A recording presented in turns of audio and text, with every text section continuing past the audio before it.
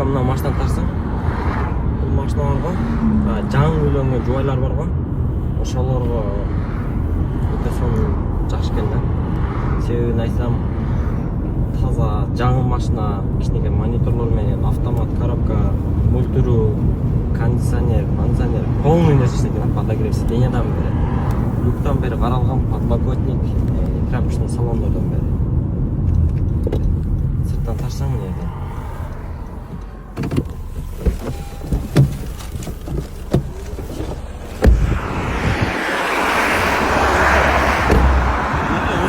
Дизайн өтө укмуш. 2018 машинанын капаксы текшерип алып бересиздер. Стоит да. Өзгөчө ушундай чек жеген дискалардан.